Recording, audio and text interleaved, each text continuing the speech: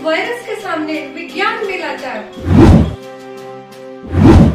इंसानों ने संभाला मोर्चा तो धर्मगुरु क्यों है फरार।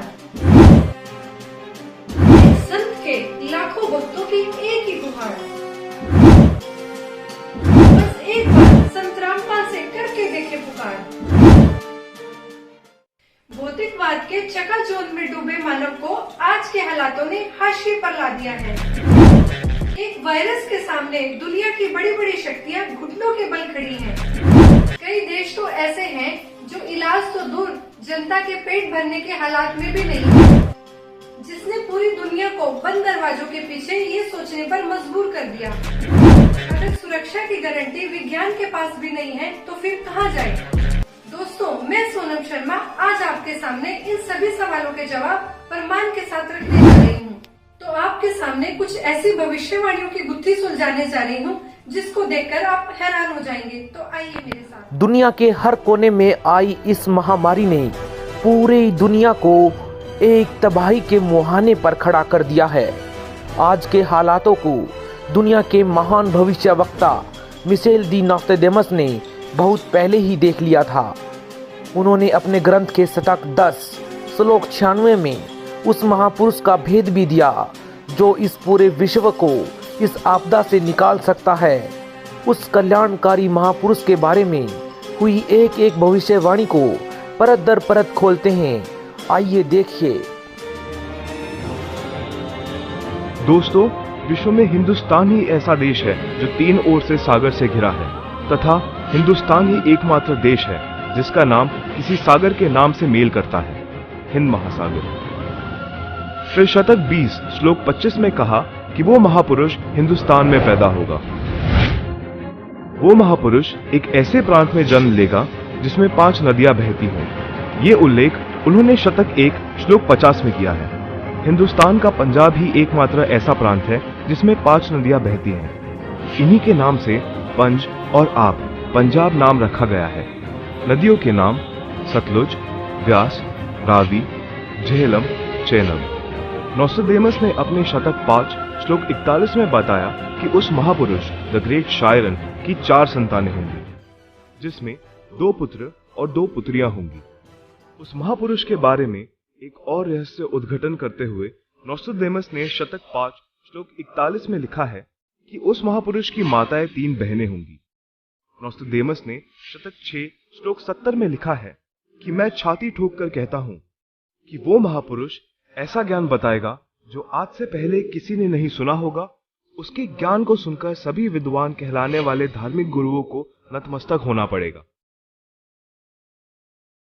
एक बेहद हैरान कर देने वाली भविष्यवाणी नोस्ट्राडामस ने उस महापुरुष को लेकर करते हुए शतक 1 श्लोक 50 में कहा कि उस महापुरुष पर देशद्रोह अथवा राष्ट्रद्रोह समझकर लोग नफरत करेंगे, लेकिन बाद में सच्चाई जानने के बाद उससे बेहद प्रेम करेंगे।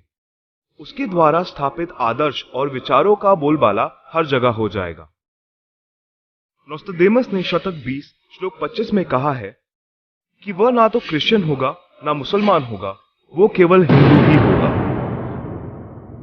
शतक 6 श्लोक 70 में नोस्ट्राडामस ने कहा कि वो महापुरुष पूरे विश्व का संचालक होगा, वो महापुरुष विश्व विजेता होगा। शतक 2 श्लोक 79 में बताया है कि वो महापुरुष सर्व समाज से सत्य साधना करवाएगा।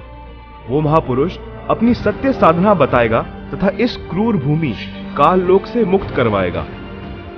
शतक 1 श्लोक 50 में कहा है कि वो महापुरुष अपने ज्ञान के बल से सब राष्ट्रों को नतमस्तक करेगा और उसके प्रचार को रोकना नामुमकिन होगा। मैं नोस्ट्राडामस आपको स्पष्ट कर दूं कि उस महान संत की उपेक्षा न करें। उस महान संत को आराध्य देव मानकर उसकी पूजा करना आपके लिए बहुत हितकारी होगा। जी हाँ, जगत गुरु तत्वदर्शी संत रामपाल जी महाराज ही वो महापुरुष है जो इस पृथ्वी और मानवता का उद्धार करने के लिए हिंदुस्तान में जन्मे हैं।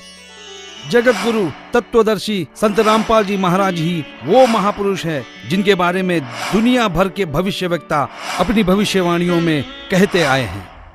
जी हाँ, संत रामपाल जी ही वो महापुरुष है जिनके 2 पुत्र और 2 पुत्रियां हैं और उनकी माताएं 3 बहनें हैं।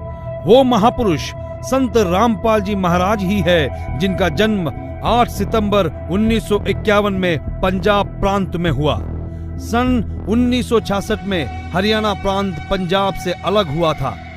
जी हाँ, वो महापुरुष संत रामपाल जी है जिन्होंने दुनिया के सारे संतों को आध्यात्मिक ज्ञान चर्चा में निरुत्तर किया है। उनके आध्यात्मिक ज्ञान का लोहा सारी दुनिया मानती है। संत रामपाल दास जी का जन्म 8 सितंबर 1951 को छोटे से गांव धनाना, जिला सोनीपत में, उस समय पंजाब प्रांत वर्तमान में हरियाणा में हुआ है, जो 7 सितंबर 1971 में 20 वर्ष के होने वाले वो महापुरुष कोई और नहीं, संत रामपाल जी महाराज है। अपने ज्ञान के बूते संसार को हैरान करने वाले वो महापुरुष संत रामपाल जी महाराज है। देशद्रोह का झूठा मुकदमा जिन पर लगा है वो कोई और नहीं, संत रामपाल जी ही है। जिनके सिर पर सफेद बाल है और न दाढ़ी और न मूछ है, वो संत रामपाल जी ही है। दुनिया से सारी बुराइयों को खत्म करने वाले कोई और नहीं, वो संत रामपाल जी ही है। संत रामपाल जी ने दैवीय शक्तियों का ज्ञान दिया जो आज तक संसार के लिए रहस्य बनी हुई थी कि गीता अध्याय 18 श्लोक 62 में गीता ज्ञान बोलने वाला अपने से अन्य किस परमेश्वर की शरण में जाने को कह रहा है। अर्जुन ने गीता अध्याय 8 श्लोक 1 में पूछा कि आपने गीता अध्याय 7 श्लोक 29 में जिस तत्व ब्रह्म के विषय में बताया है वह कौन है। उसके उत्तर 8वें अध्याय के श्लोक 3 में दिया है। कहा है कि वह परम अक्षर ब्रह्म है जिसके विषय में संत रामपाल जी ने संपूर्ण ज्ञान अपने सत्संगों में दिया है।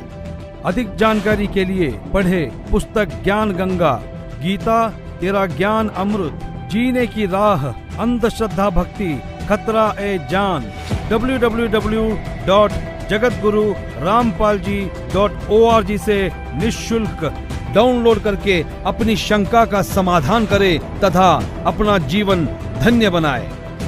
भाई बाले वाली जन्म साखी श्री गुरु नानक देव जी में कहा है कि वह महापुरुष पंजाब प्रांत की धरती पर श्री नानक जी के सचखंड जाने के सैकड़ों वर्ष पश्चात जाट जाति में जन्म लेगा। वह श्री नानक जी तथा कबीर जी जैसा महान ज्ञानवान होगा। यह 100% संत रामपाल जी पर खरी उतरती है।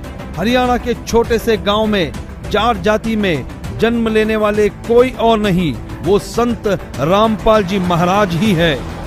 किसी को यह भ्रम हो कि 10 सिख गुरुओं में से किसी की ओर यह संकेत है, उसके लिए स्पष्ट किया जाता है कि 10 सिख गुरु साहेबानों में कोई भी जाट जाति में नहीं जन्मा था।